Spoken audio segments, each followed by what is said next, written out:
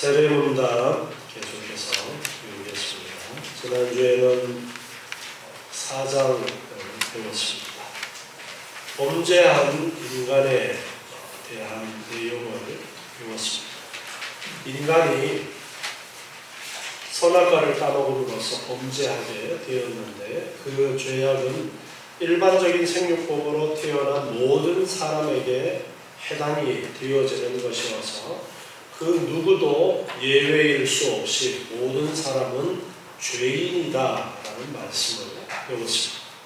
그래서 그 죄의 결과로 죽음이 올 수밖에 없는데 그 죽음은 하나님과의 관계가 단절된 영적인 죽음과 육체의 죽음과 그리고 영원한 죽음인 지옥에 던져지는 그러한 형벌이 있다라는 것을 배웠습니다. 그래서 모든 사람이 지옥 형벌에서 벗어날 수 없는 그러한 결과가 되어졌는데 그러면 어떻게 해야 구원을 얻을 것인가에 대한 그러한 질문을 마지막 20번에서 던지면서 멸망받을 인생에게 유일한 소망, 오직 하나뿐인 소망, 그것은 바로 회개하고 예수를 믿는 것이다 라는 것을 강조했습니다. 그래서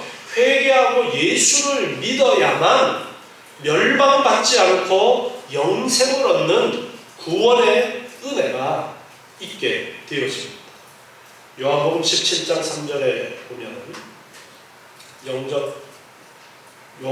요한복음 17장 3절 영생은 곧 유일하신 참 하나님과 그의 보내신 자 예수 그리스도를 아는 것이다 라고 가르쳐 주십니다.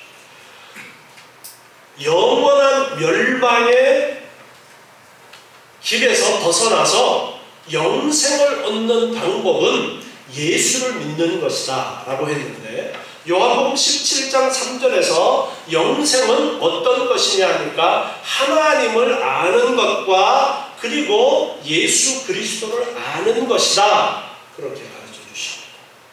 여러분 우리가 영원히 멸망받는 지옥에 던져지기를 원하십니까? 반대로 영원한 천국에서 영생하기를 원하십니까?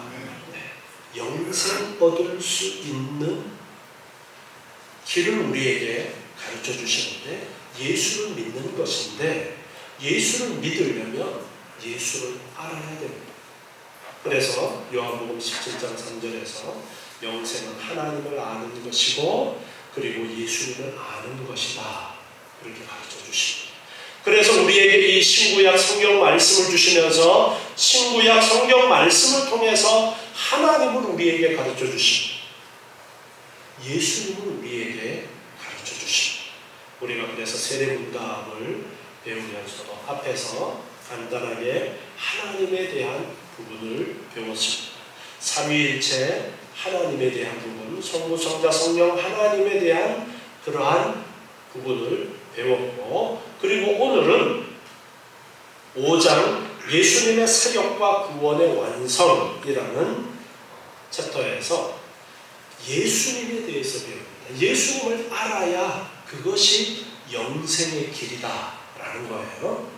그래서 우리가 성경에서 무엇을 알기를 원해야 되느냐, 무엇을 배우기를 힘써야 되느냐, 하나님을 그리고 예수님을 배우기를 힘써야 됩니다. 자, 오늘은 예수님에 대해서 배웁니다. 제가 질문을 읽으면 답을 읽어주시기 바랍니다. 21번 예수님은 어떻게 잉태되었습니까?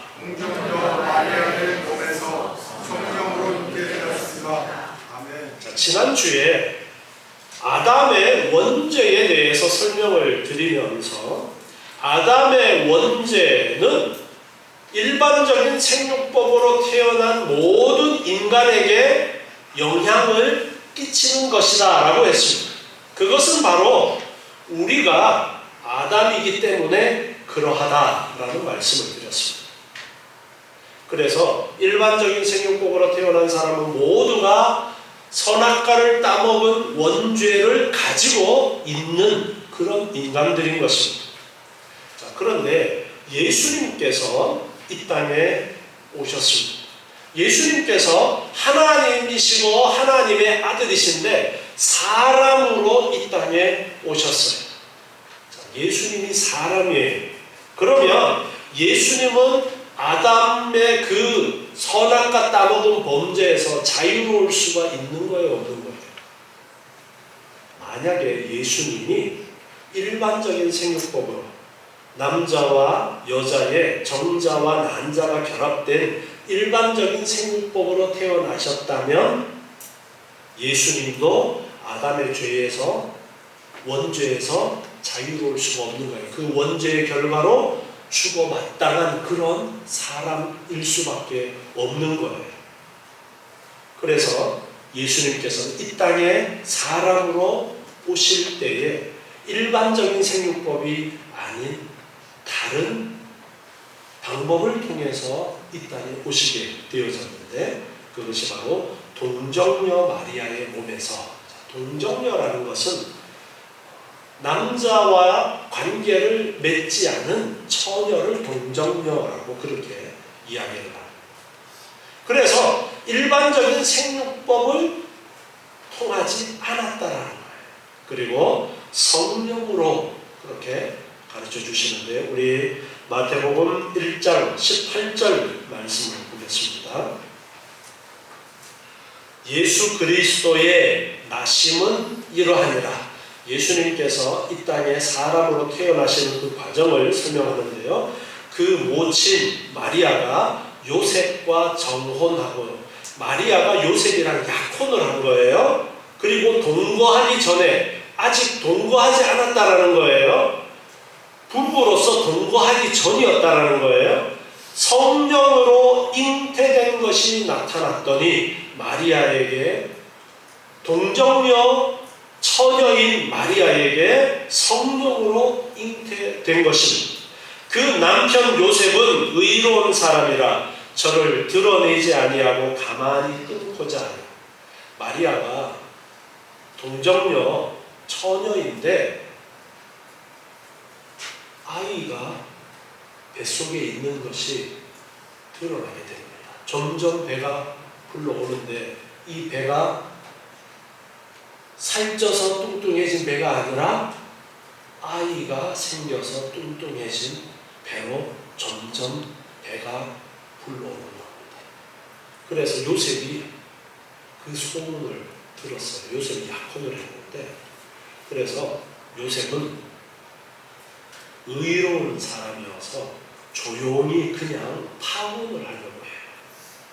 만약에 이것을 드러내면은 마리아가 어떤 남자랑 부적절한 관계를 해서 아이를 가졌다라고 그것이 드러나게 되면은 마리아는 돌에 맞아 죽는 거예요.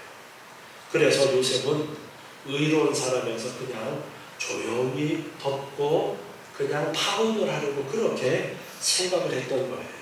가만히 끊고자 했다라는 것이 바로 그런 파혼을 이야기하는 겁니다. 이 일을 생각할 때에 주의 사자가 현몽하여, 그런데 꿈에 하나님의 사자가 요셉의 꿈에 나타납니다. 가로되 다윗의 자손 요셉아, 내 아내 마리아 데려오기를 무서워 말라. 너 마리아랑 파혼하려고 하는데 그 마리아 데려오는 것을, 혼인하는 것을 무서워하지 말아라. 저희에게 잉태된 자는 성령으로 된 것이다. 마리아가 부적절한 남녀와의 관계에 의해서 아이를 가진 것이 아니라 성령으로 잉태된 것이다 라는 것을 일러줍니다. 그리고 아들을 낳을 것인데 이름을 예수라고 하라. 이는 그가 자기 백성을 저희 죄에서 구원할 자시니라 하니라. 예수라는 이름의 뜻이에요. 자기 백성을 저희 죄에서 구원할 자. 이 모든 일에 된 것은 주께서 선지자로 하신 말씀을 이루려고 이렇게 되어진 것이다. 선지자를 통해서 미리 말씀하신 것이 있었는데, 보라, 처녀가 잉태하여 아들을 낳을 것이요. 처녀가 아이를 낳을 수 있어요? 소년은 아이를 낳을 수 없습니다. 남자와 관계를 가져야 아이를 낳는데 처녀가 아들을 낳을 것이라는 이 예언의 말씀이 있었습니다. 처녀가 잉태하여 아들을 낳을 것이요 그 이름을 임마누엘이라 하리라 하셨으니 그 임마누엘이라는 뜻을 번역하면 하나님이 우리와 함께 계시다 합니다. 요셉이 잠을 깨어 일어나서 주의 사자의 분부대로 행하여 그 아내를 데려왔으나 아들을 낳기까지 동침치 아니하더니 낳음의 이름을 예수라 하니라.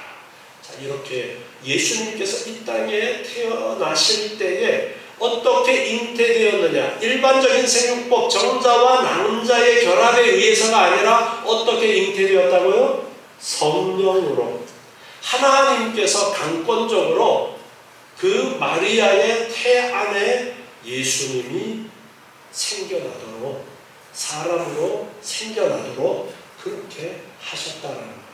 그러니까 아담의 정자나 하와의 난자의 영향을 받은 거예요? 안 받은 거예요? 안 받은 거예요.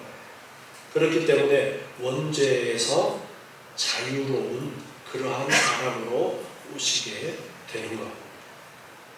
이처럼 예수님께서는 동정녀 마리아의 몸에서 성령으로 잉태되어서 이 땅에 오시게 됩니다. 자, 22번 예수 그리스도의 두 성품은 무엇입니까? 참 하나님이시며 참 사람이시며 신성과 인성이 있습니다. 이 두 성품이 예수 그리스도의 한 인격 속에 연합되어 있습니다. 아멘.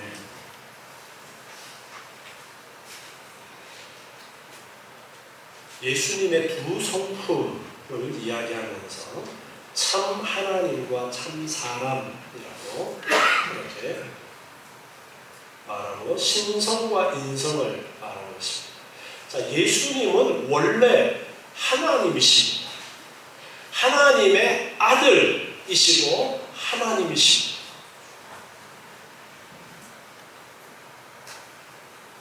사람의 아들이면 사람이에요? 강아지예요? 사람의 아들이면 사람이에요? 아이고 내 새끼 엄마한테 와봐. 네, 외국인들이 우리나라 사람들이 정신이 좀 이상하대요. 강아지 보고 내 새끼라고 그러고.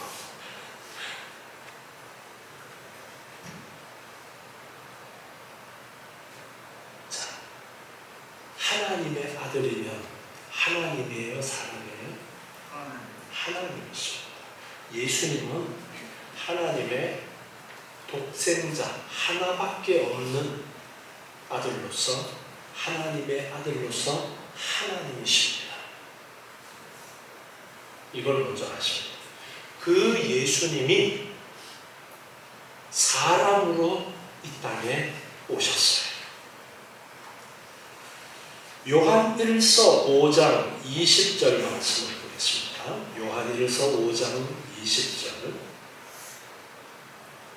요한 1서 5장 20절에 보면 또 아는 것은 하나님의 아들이 이르러 우리에게 지각을 주사 우리로 참된 자를 알게 하신 것과 또한 우리가 참된 자 곧 그의 아들 예수 그리스도 안에 있는 것이니 참된 자 하나님을 알게 하시고 하나님의 아들 예수 그리스도 안에 있는 것이니 예수님을 하나님의 아들 참된 자 그의 아들이라고 그렇게 표현합니다. 그리스도는 참 하나님이시요 영생이시라. 예수님이 참 하나님이시다라는 것을 분명하게 우리에게 가르쳐주고 계셔요. 그래서 예수님은 하나님이십니다.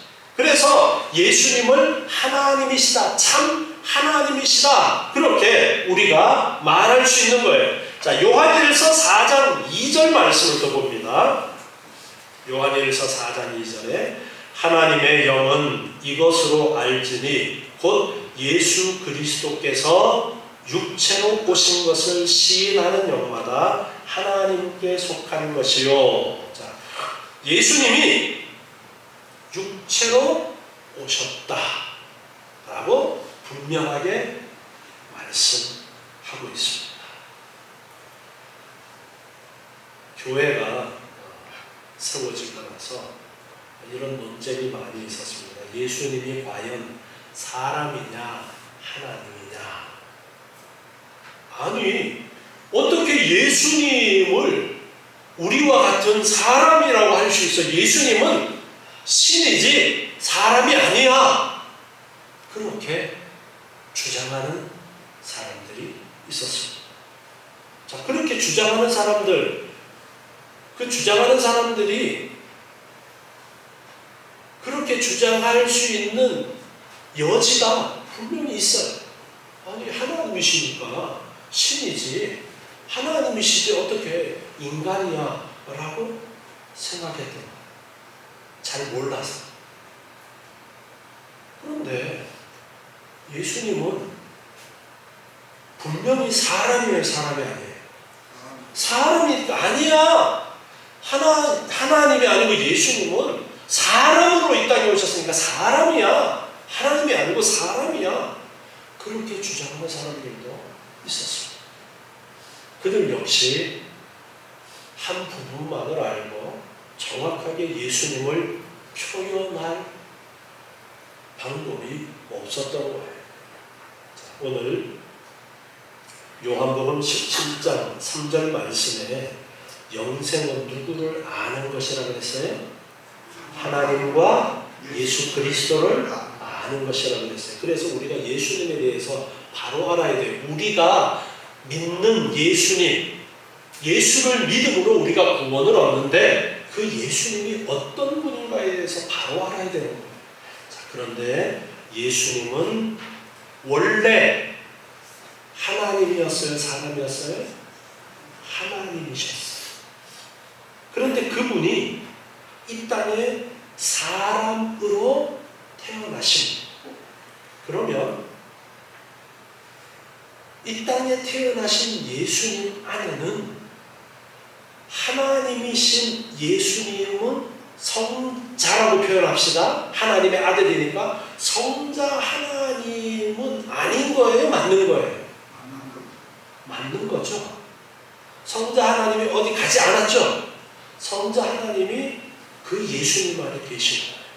자, 그러면 예수님께서 이 땅에 태어나실 때 성령으로 잉태되어서 마리아의 태에서 태중에서 자라나서 아기로 이 땅에 태어났어요. 사람이에요, 사람이에요. 분명 우리하고 다른 사람이에요. 우리와 같은 육체를 갖고 있는 사람으로 태어나십니다.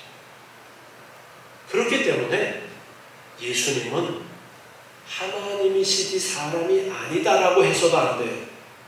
자, 이 땅에 사람으로 오시기 전에는 그냥 하나님으로서만 존재하셨어요. 그런데 이 땅에 사람의 육체를 입고 이 땅에 태어나시면서부터는 완전한 하나님이신 동시에 또한 완전한 사람의 육체를 가지고 계신 분으로 존재하시는 거예요. 이게 예수님의 특별하신 부분입니다. 이런 예수님을 우리가 바로 알아야 됩니다. 예수님을 그저 하나님의 아들이니까 하나님이야, 신이야, 그렇게만 생각해서도 안 되고 사람이야, 우리가 그냥 사람이지 하나님은 아니야, 그렇게 생각해서도 안 됩니다. 온전하신 하나님이시고 또한 온전하신 사람으로 계시는 아주 특별하신 존재가 예수님이신 거예요. 그래서 신적인 신성과 사람의 인성을 동시에 가지고 계신 분이 예수님이신 것입니다. 그래서 예수님 안에는 이 두 성품이 연합이 되어져서 완전한 하나님으로 그리고 또한 완전한 사람으로서 계시다라는 것이 예수님이 이 땅에 오심으로써 가지게 되는 아주 특별한 그런 존재가 되신 겁니다. 그래서 예수님께서 이 땅에 사람의 육체를 입고 오신 것이 얼마나 엄청난 일인가를 우리가 알아야 됩니다. 하나님이신 예수님이 사람이 되셔서 사람의 육체를 입고 이 땅에 오시게 된 것입니다. 자, 23번. 신성과 인성은 무엇입니까? 신성은 하나님의 성품이고 인성은 사람의 성품입니다. 우리가 앞에 하나님에 대해서 배우면서 하나님의 성품을 배웠어요. 신성이라는 것은 하나님의 그러한 성품을 온전히 가지고 계신 거예요. 예수님께서 하나님으로서. 또한 인성은 사람의 성품인데 이 사람의 성품은 우리 자신을 돌아보면 잘 알 수 있는 거예요. 사람의 성품을 그대로 다 가지고 계십니다. 24번. 예수님의 인성이 우리와 다른 점은 무엇입니까? 우리의 성품과 동일하나 죄는 없으십니다. 앞에서 잠깐 살펴보았지만 예수님이 하나님이시고 또한 사람이신데 사람의 성품, 그 인성이 우리와 똑같이 인성을 갖고 있는데 다른 점이 무엇이냐? 우리와 동일하나 죄가 없으시다. 오늘 읽은 본문 히브리서 4장 14절부터 말씀을 보면요. 히브리서 4장 14절에 그러므로 우리에게 큰 대제사장이 있으니 승천하신 자 곧 하나님 아들 예수시라. 우리가 믿는 도리를 굳게 잡을지어다. 우리에게 있는 대제사장 그 예수님은 우리 연약함을 체휼하지 아니하는 자가 아니요 모든 일에 우리와 한결같이 시험을 받은 자로되 죄는 없으시니라.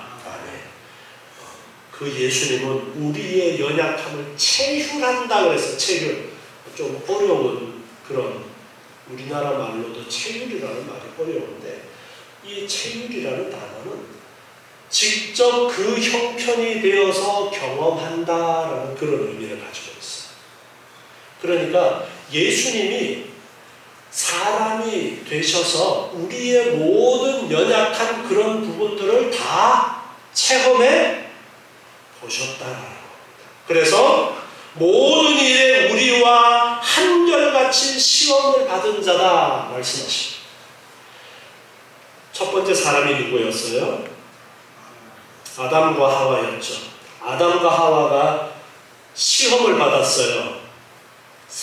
뱀을 통해서 사탄의 시험을 받았는데 시험을 받아서 선악과를 따먹어 버립니다. 하나님께 불순종했어요. 그러면 예수님은 시험을 하나님의 아들이시니까 하나님이시니까 시험을 안 받았을 거야 그렇게 생각할 수 있어요. 그런데 예수님은 완전한 하나님이시면서 또한 완전한 사람으로서 우리와 똑같이 모든 것을 다 겪으신 거예요. 그래서 똑같이 시험을 받으시는 많은 상황들이 있었던 겁니다. 예수님께서 40일 금식하신 후에 시험 받으시는 장면을 복음서에 기록이 되어져 있죠. 우리와 똑같은 상황에서 배고픈 상황 가운데서 배고픔이라는 것을 통해서 사탄이 시험하는 그 시험을 받으십니다. 복음서에 기록이 되어져 있지 않지만 예수님은 육체를 입고서 사람으로 이 땅에서 사시는 동안에 우리와 똑같은 많은 수없이 많은 유혹과 시험을 받으셨어요. 그렇지만 예수님은 그 시험을 이기시고 죄를 짓지 아니하셨어요. 그래서 죄가 없으십니다. 예수님은 하나님이시니까 시험 받을 때에 사탄이 강하게 못했을 거야. 그렇게 생각할 수도 있습니다. 그렇지 않습니다.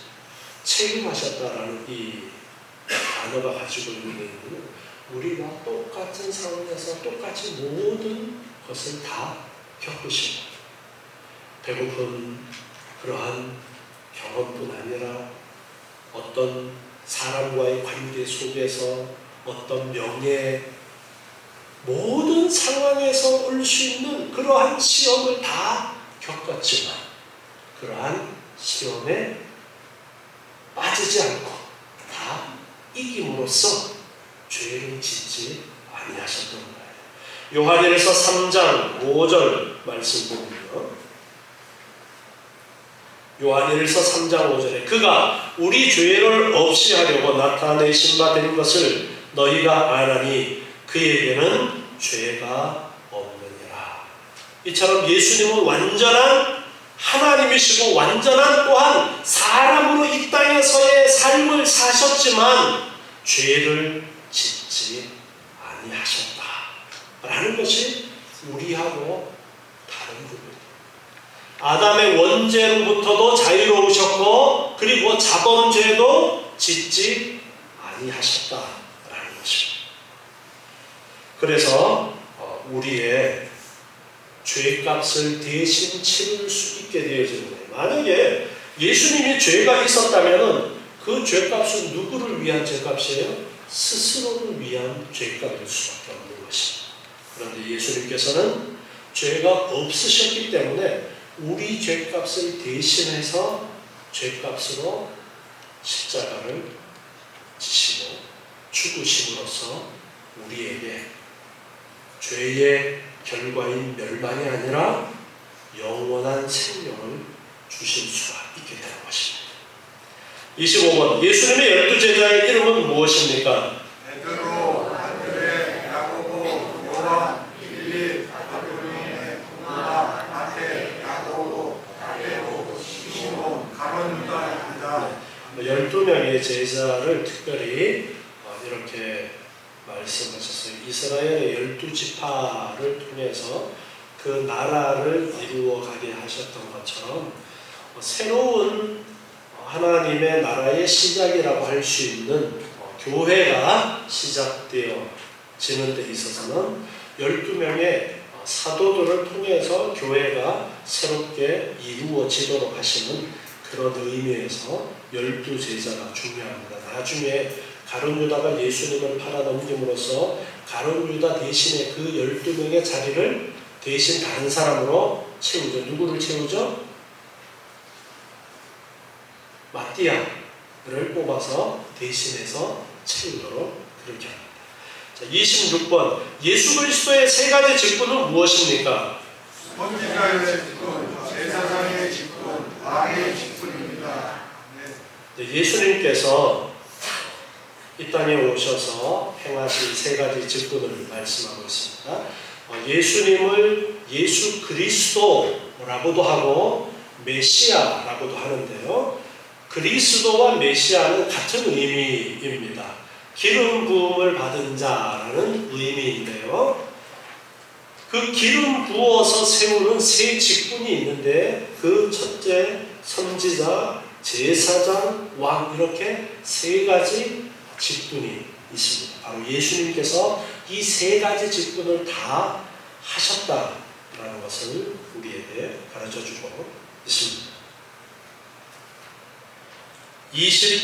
27번 예수님은 선지자의 직분을 어떻게 행하셨습니까? 하나님의 뜻을 하시고 세상의 죄를 지적하며 하나님의 심판과 구원을 선포하셨습니다. 아멘. 요한복음 6장 14절 말씀에 보면 요한복음 6장 14절에 그 사람들이 예수의 행하신 이 표적을 보고 말하되 이는 참으로 세상에 오실 그 선지자라 하더라. 바로 구약에서 예언되었던 오실 선지자 예수님에 대해서 예언하신 그 예언이 있었는데 바로 구약에서 오시기로 예언하셨던 그 선지자다 예수님을 가리켜서 그렇게 말했다라는 거예요. 신명기 18장 15절 보면 내 하나님 여호와께서 너의 내 형제 중에서 나와 같은 선지자 하나를 너를 위하여 일으키시리니 너희는 그를 들을지니라. 모세가 나와 같은 선지자를 하나 세우신다라고 얘기했는데 바로 예수님을 가리켜서 말씀하셨던 거예요. 이 말씀대로 예수님께서 이 땅에 선지자로서 오셨습니다. 선지자로 오셔서 하신 일들이 어떤 일들이냐 하니까 첫 번째로 하나님의 뜻을 가르치고 하나님의 뜻을 가르치고 구약의 선지자들이 했던 역할들이 있습니다. 하나님의 뜻을 잘 알지 못하고 곁길로 나가는 백성들을 향해서 하나님의 뜻이 이거야, 하나님께서 원하시는 것은 이거야 라고 하나님의 뜻을 가르치는 그러한 일을 했는데 예수님께서도 이 땅에 오셔서 선지자로서 그러한 일을 하신 것입니다. 그리고 두 번째가 세상의 죄를 지적했다. 구약의 선지자들도 죄를 지적했었습니다. 하나님의 말씀을 거역한 이스라엘을 향해서 너희가 하나님 앞에 범죄했다. 그렇게 죄를 지적하는 일들을 선지자들이 했는데 예수님께서도 오셔서 죄를 지적하는 일들을 하셨습니다. 그리고 세 번째로 하나님의 심판과 구원을 선포하셨다.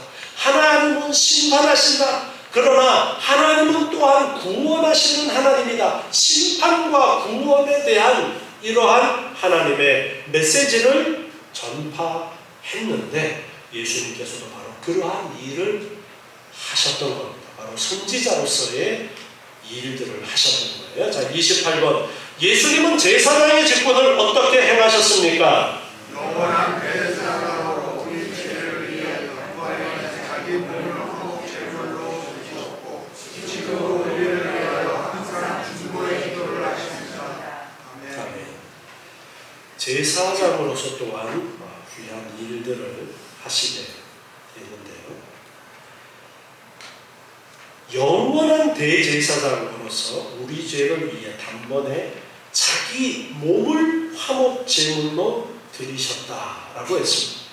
히브리서 9장 28절을 보니까 이와 같이 그리스도도 많은 사람의 죄를 담당하시려고 단번에 들이신 바 되셨고 구원에 이르게 하기 위하여 죄와 상관없이 자기를 바라는 자들에게 두 번째 나타나시리라 이렇게 말씀하신 가운데 단번에 들이신 바 되셨다라고 말씀하고 있는데 바로 자신의 몸을 제물로 드리신 것을 말씀하고 있습니다. 히브리서 10장 1절부터 말씀을 한번 보시겠습니다. 히브리서 10장 1절부터 말씀이에요. 율법은 장차 오는 좋은 일의 그림자요 참 형상이 아니므로 율법이 그림자이고 참 형상이 있다라는 것을 말씀합니다. 해마다 늘 드리는 바 같은 제사로는 나아오는 자들을 언제든지 온전케 할 수 없느니라.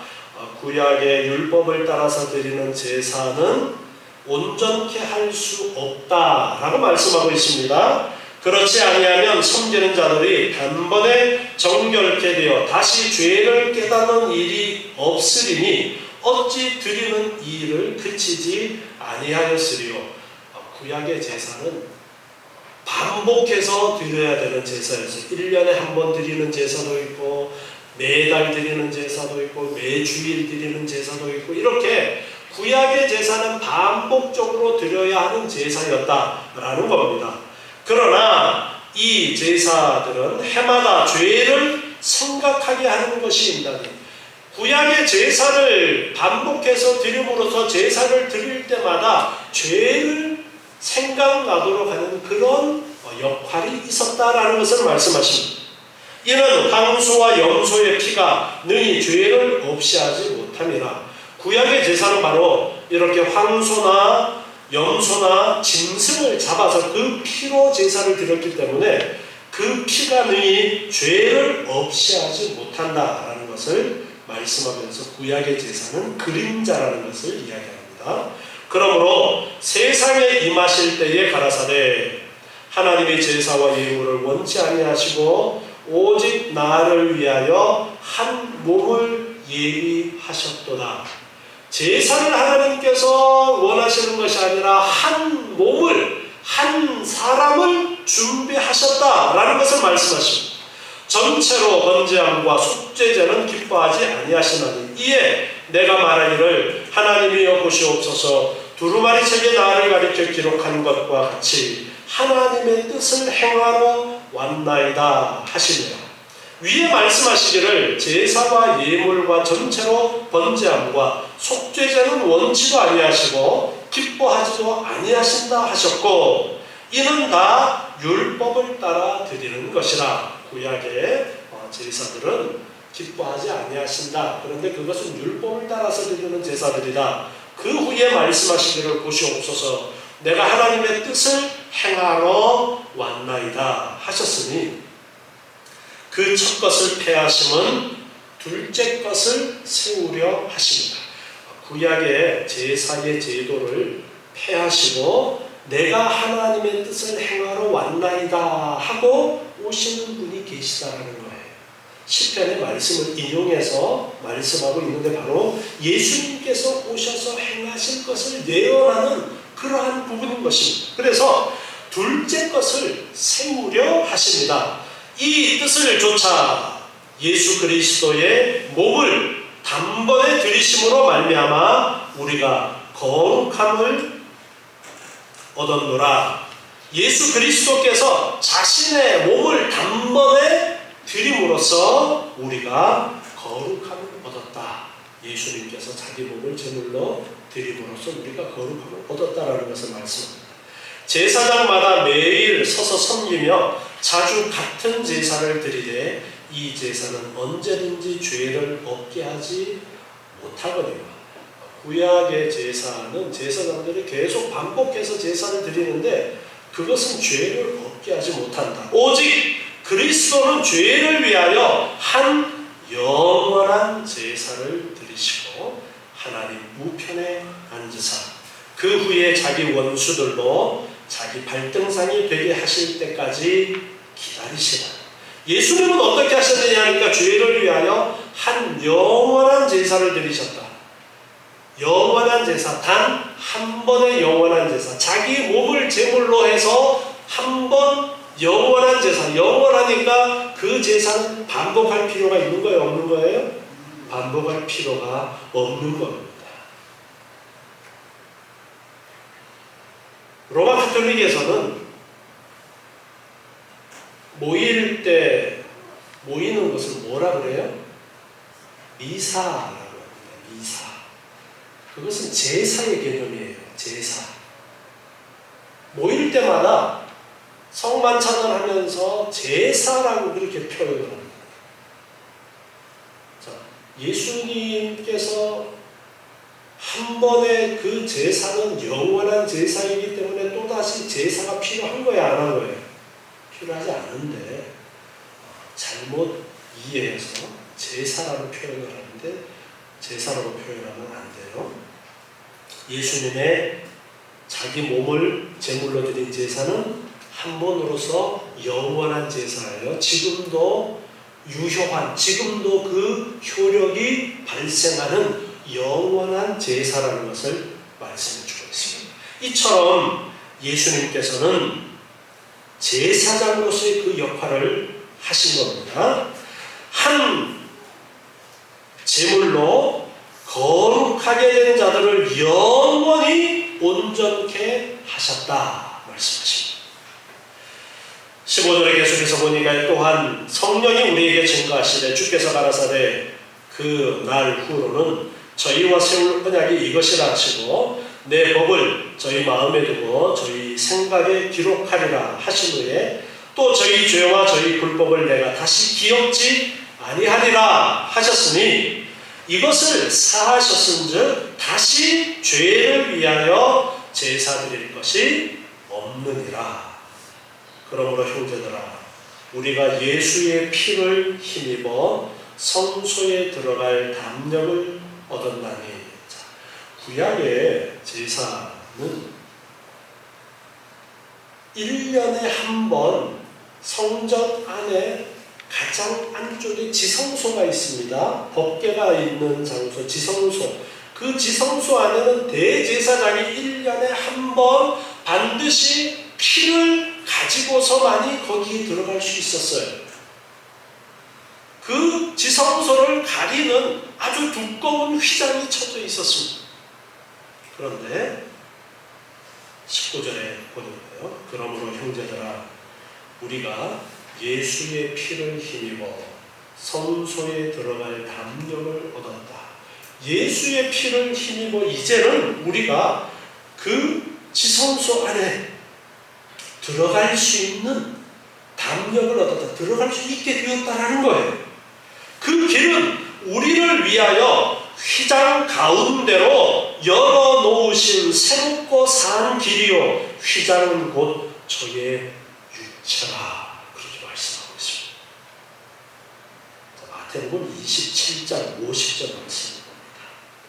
마태복음 27장 50절에 예수께서 다시 크게 소리 지르시고 영혼이 떠나시다. 예수님께서 십자가에서 죽으시는 그 순간이에요.